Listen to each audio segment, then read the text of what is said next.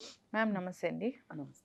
So, సినీ producer. So, రీసెంట్‌గా 'విజయ్ దేవరకొండ' సినిమాకు కూడా అడ్వాన్స్ ఇవ్వడం జరిగిందంట. 'కేదార్' మృతి చెందారు. అంటే ఇంతకుముందు ఈ డ్రగ్స్ విషయంలో కూడా 'రాడిసన్' హోటల్‌లో ఆయన దొరకడం జరిగిందని కూడా చెప్తూ ఉన్నారు. ఇప్పుడు కూడా దుబాయ్‌లో చనిపోయారు. అనుమానాస్పద మృతి. సో, డ్రగ్స్ తీసుకోవడం వల్ల చనిపోయారు అంటున్నారు. చనిపోయారా? చంపారా? అనే దాని మీద చాలా అనుమానాలే ఉన్నాయి. ఏముంది ఇన్ఫర్మేషన్? గమ్మత్తేంటంటే,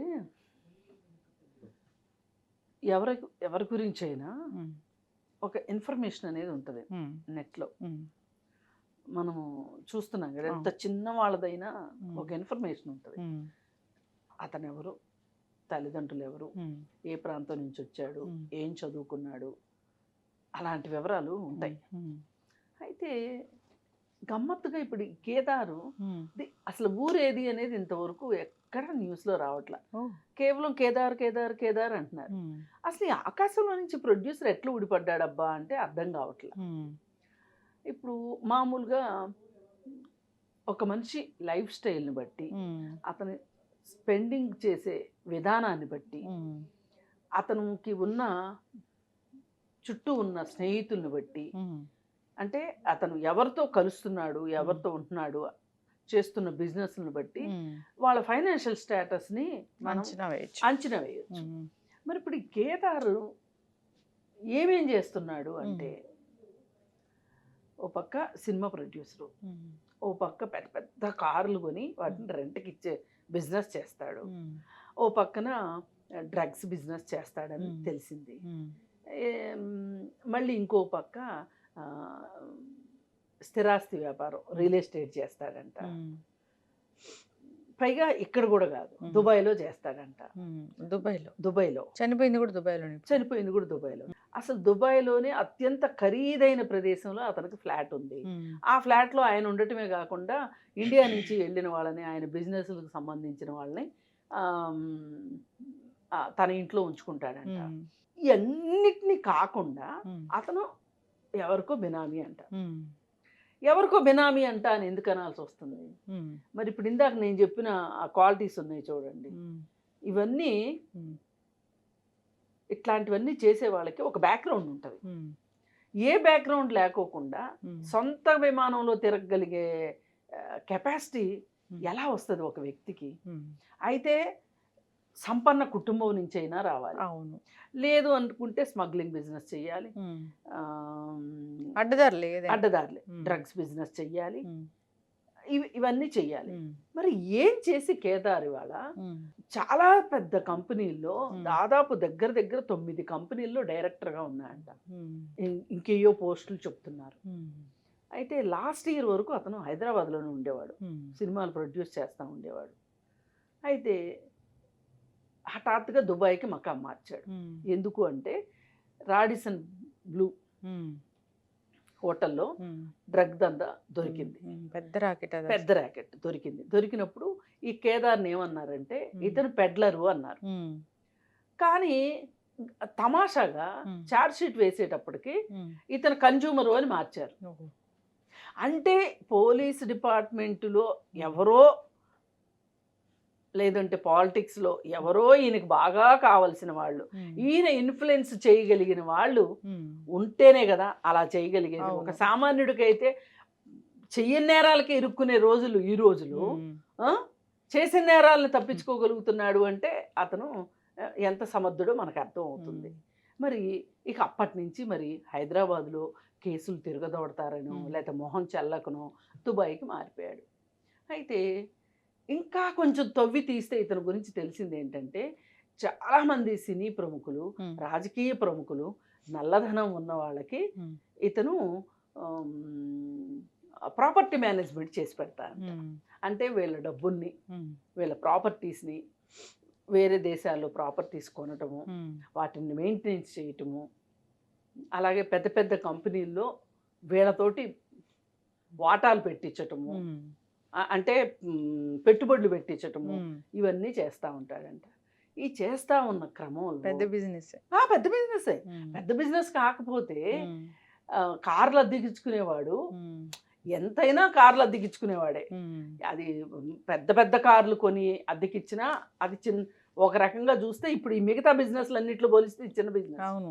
కానీ ఈ బిజినెస్ చేసి మరి ఇంత చేసిన తర్వాత ఇప్పుడు తేలింది ఏంటి అంటే ఉమ్, 3 రోజుల నుంచి అతను అంతకుముందు ఈ చనిపోవటానికి 3 రోజుల ముందు నుంచి నిద్ర కూడా బాగోలేదంట. ఉమ్, ఏంటి అంటే ఇండియా పాకిస్తాను ఉమ్, మ్యాచ్ మ్యాచ్. చూశాడంట. ఆ, మ్యాచ్ చూసిన తర్వాత ఏదో ఫంక్షన్కి వెళ్ళాడంట. ఉమ్, చాలా మంది సినిమా వాళ్ళు దుబాయ్లో ఉన్నారంట. ఉమ్, ఇప్పుడు ఉమ్, ఎవరిదో పెళ్ళో ఏదో అయితే ఉమ్, అట్లాగే ఇంకేదో కార్యక్రమంలోకి వెళ్ళాడంట. వెళ్ళి చివరికి ఇంటికి వచ్చి ఉమ్, పనమ్మాయికి ఫోన్ ఇచ్చి ఎవ్వరు ఫోన్ చేసినా ఉమ్, నన్ను నిద్ర లేపొద్దు, ఉమ్, కానీ బాగా ముఖ్యమైన వాళ్ళు అయితే గనక ఉమ్, మరి ఆ పనమ్మాయికి ఎట్లా తెలుసు బాగా ముఖ్యమైన వాళ్ళు అనేది? ఉమ్.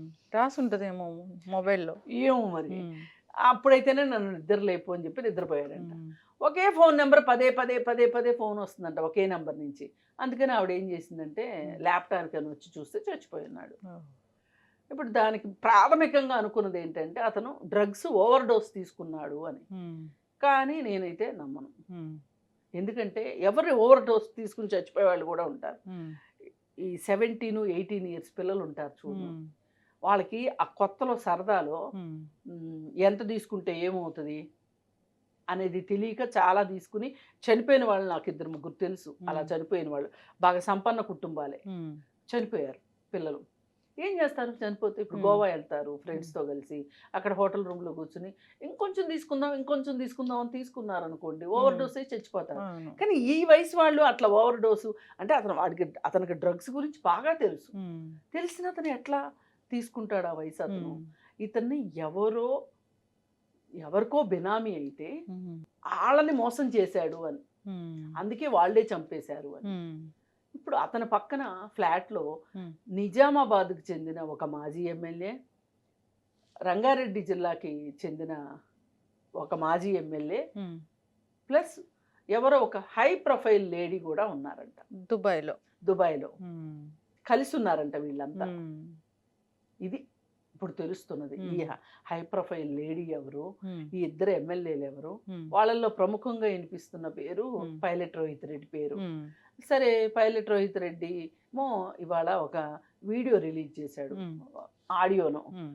లేదు నేను వాళ్ళు హైదరాబాద్లో ఉన్నా. ఉమ్, హైదరాబాద్లోనే ఉన్నాను. ఎవరు చూసి వచ్చారు? మ్మ్. వాళ్ళ ఇంట్లో ఉన్నాడో లేదో. ఉమ్, అసలు నిప్పులేంది పొగరాదు కదా. మ్మ్. దుబాయ్లో లేకపోతే ఈయనే ఉన్నాడు అని న్యూస్ ఎట్లా వస్తుంది? ఉమ్, ఇప్పుడు వరుసగా ఒక అనుమానాస్పద మరణాలు 3 జరిగినాయి. ఉమ్, రాజలింగారెడ్డిది ఉమ్, ఒకటి, ఉమ్, ఇంకొకటి కాళేశ్వరం ప్రాజెక్ట్ మీద కేసు వేసిన ఉమ్, అతను ఒకటి, ఇంకొక అతను ఎవరో ఉన్నారు కేదారు. ఉమ్, వీటి మీద విచారణ జరిపించాలి అని చెప్పి ఉమ్, రేవంత్ రెడ్డి అంటే, ఉమ్, మన ముఖ్యమంత్రి గారు అంటే, ఉమ్, ఆ వార్త ఆంధ్రజ్యోతి పేపర్లో మెయిన్ ఎడిషన్లో వచ్చింది. ఉమ్, దానికి కవిత గారికి చాలా కోపం వచ్చేసింది. ఉమ్, అసలు ఆమెకి ఎందుకు కోపం వచ్చిందో నాకు అర్థం కాల. ఉమ్,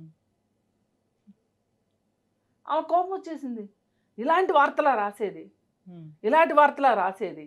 అసలు వీటితో ప్రజలకు ఏమైనా సంబంధం ఉందా? ఉమ్, ఆ? ఈ రాయడం ఏంటి? ఇదే నా జర్నలిజం అంటే? ఉమ్, ఏదైనా ఆవిడకి కోపం వచ్చింది. సరే, ఆవిడకి కోపం రావటం సహజం. ఎందుకంటే ఉమ్, ఈ కేదార్ అనే అతను ఉమ్, ఆ, స్వయాన కేటీఆర్కే బినామీ అనుకుంటున్నారు. ఉమ్, నిజమో వినిపిస్తుంది. అవుతుందో మనకు తెలియదు, ఉమ్, కానీ వార్తలు అయితే వస్తున్నాయి. ఉమ్, అలాగే ఈ పైలట్ రోహిత్ రెడ్డి ఉమ్, వీళ్ళందరూ కూడా ఉమ్, ఆ, ఒక గ్యాంగ్ అని. ఉమ్, కాకపోతే ఈ మొత్తంలో ఒక వ్యక్తి చనిపోతే ఉమ్, చనిపోయిన దాని గురించి ఇంతలా మాట్లాడుకోకర్లా. అవును. ఎందుకంటే రోజు ఎంతోమంది పుడతా ఉంటారు, ఎంతోమంది చచ్చిపోతూ ఉంటారు. కానీ ఉమ్, ఈ చనిపోయిన వాళ్ళు సమాజంలో ఏం ముద్ర వేసి చనిపోయారు అన్నదే ఇంపార్టెంట్. అవును. ఇలా ఉమ్, ఒక వ్యక్తి తలుచుకుంటే ఇలా అవ్వగలడు, ఒక సామాన్యుడు అసామాన్యుడిగా ఎదగగలడు ఉమ్, అని ఎవరైనా స్ఫూర్తిగా తీసుకుంటే గనక ఉమ్. అది ప్రమాదం. మొన్న మధ్యన కూడా ఎవరు చనిపోయారు? కేపీ చౌదరి. కేపీ చౌదరి ఉమ్. ఏంటి ఈ చెప్పండి? డ్రగ్స్లే. Drugs related. ఉమ్, పాపం ఆయనకి ఇంకా దుబాయ్ వెళ్ళేదాకా డబ్బులు లేవు, అందుకే గోవా. గోవాలో చచ్చిపోయాడు. ఉమ్, గోవా దాకా కూడా వెళ్ళే డబ్బులు లేకపోతే హైదరాబాద్లో చచ్చిపోయే వాళ్ళు కూడా ఉన్నారు. అవును. ఈ బిజినెస్లు అన్నీ ఇంతే. ఉమ్, ఈ రాజకీయ నాయకులకి బినామీలుగా ఉండటాలు, ఈ డ్రగ్స్ బిజినెస్ చేయటాలు, ఉమ్, ఈ స్మగ్లింగ్ చేయటాలు, హవాలాలు చేయటాలు, ఉమ్, ఈ బిజినెస్లు ఏవి కూడా ఎంత సంపాదించినా ఎవరి దగ్గర అన్నా మీరు చూపించుకోగలరా? ఇప్పుడు చెప్పండి. బినామీ ఉన్నా, నేనే మీకు బినామీ ఉన్నాను అంటే మీ ఆస్తి మీద పూర్తి హక్కు నాకు ఉంటుందా? ఉంటుంది. మన ఇద్దరం మ్యూచువల్ అండర్స్టాండింగ్ మాట్లాడుకొని ఇప్పుడు ఎవరి మీదన్నా, ఇప్పుడు నాకు ఆస్తి ఉంది అంటే ఈ ఆస్తి నా ఆదాయానికి మించి నాకు ఆస్తులు ఉన్నాయి, అవి నా పేరుతో ప్రమాదము అనుకుంటే మీ పేరుతో పెట్టొచ్చు. మీ పేరుతో పెట్టి ఇక నేను మీకు కాపలా కాస్తుంటాను. మీరు ఎక్కడికి వెళ్తున్నారు? మీరు ఊరు వెళ్తున్నారా? సినిమాకి వెళ్తున్నారా? లేకపోతే మీరు ఇంకెవరి మాయలో ఉన్నబడి నాకు గుండు కొట్టిద్దాం అనుకుంటున్నారా? ఇవన్నీ నిఘా. ఇప్పుడు నేను మీకు తెలియకుండా అమ్ముకోవచ్చు, అది అమ్ముకోవచ్చు. ఓ అలా చేసి హత్యల పాలైన వాళ్ళు ఉన్నారు. అంతేగా. జగ్గేపేటలోనో ఎక్కడో, మా ఊరే, కొండల రెడ్డినో ఎవరో ఒక ఆయన ఈ ఏంటది మైనింగ్ బిజినెస్ సంబంధించి ఒకరికి బినామీగా ఉన్నారు. ఎవరికో కాదు, వైఎస్ ఫ్యామిలీకి బినామీగా ఉంటే చంపేశారు. అది జరుగుతుంటాయి. అందుకని బినామీగా ఉండి మనం ఏదో లబ్ధి పొందుదాము అనుకుంటే మన ప్రాణాలు కూడా పోతాయి. అవును. ఎందుకంటే మన పేరు మీద ఒక ఆస్తి ఉంది అంటే ఎప్పటికైనా మన మనసు మారచ్చు. మన మనసు మారింది అనుకో, వాళ్ళ మనసు కూడా మారుతుంది. మన మనసు మారినప్పుడు వాళ్ళ మనసు మారింది అనుకోండి, ఏదో అంటారే చెంపకు చెయ్యి పరంపైన కన్నీరు ఆదేశం అవును అన్నట్టు ప్రాణం ఖరీదు. చూడండి, నేను మీకు బినామీగా ఉన్నానంటే నా ప్రాణం ఫణంగా పెట్టడమే. ఒకవేళ మీరు మంచిగా ఉన్నా మీ మీద ఎవరికో ఒక కోపం వచ్చి నాకు చెప్పారనుకోండి, ఇవన్నీ ఎలాంటివి అంటే ఎవరిని నమ్మని వ్యవహారాలు, కానీ నమ్మక తప్పని వ్యవహారాలు. ఎక్కడన్నా బెడిసి కొట్టింది అనుకోండి, హత్యలు చేసేదాకా వెనకాడరు. అదేదో వీళ్ళ తాతల సొమ్ములైనట్టు, వీళ్ళు ఏదో కష్టపడి సంపాదించినట్టు. ఇప్పుడు టాటా ఉన్నారండి, ఆయనకు బినామీలు ఎందుకు చెప్పండి? అవును, కరెక్ట్. ఎంతమంది లేరండి డబ్బులు ఉన్న వాళ్ళు, వాళ్ళకి బినామీలు ఉన్నారా? లేరు కదా. దొంగ వ్యాపారాలకే బినామీలు ఉంటాయి. ట్యాక్స్ ఎగ్గొట్టిన వాటికి బినామీలు ఉంటారు. ట్యాక్స్ సక్రమంగా కడితే నువ్వు అసలు బినామీ అని చెప్పుకోవాల్సిన అవసరం ఏంటి? నీకు ఎక్కడి నుంచి వస్తున్నాయో నువ్వు చెప్పుకోగలిగినప్పుడు తొందరగా పైకి రావాలంటే డ్రగ్స్ దందా, బినామీలు, ఇలాంటివి అన్ని తొందరగా పైకి వచ్చిన మోసం లేకుండా డబ్బులు రావు. తొందరగా పైకి వచ్చిన అందరికి ఆయుష్ తక్కువే ఉంటది. ఏమో చెప్పలేము, అట్లా మనమే చెప్తుంటాం. ఏమి పాపిచ్చిరాయి అంటాం, ఏమోలేండి. వాటన్నిటికన్నా నాకు అనిపించింది ఏంటి అంటే, ఇలాంటివి చూసి ఎవరైనా సరే ఇలాగా అవ్వచ్చు అనుకుంటే, ఇదేమి కేజీఎఫ్ సినిమా కాదు, ఇంకోటి కాదు. అర్ధంతరంగా ఎవ్వరికి ఊడిపడవు, ఎవరింట్లోనూ అవి రైస్ పుల్లింగ్ చెంబులు దొరకవు. ఇవేమి ఎవరు కష్టపడాలి, డబ్బులు సంపాదించుకోవాలి, అంతే అంతే, నీతికి బతకాలి అంతే.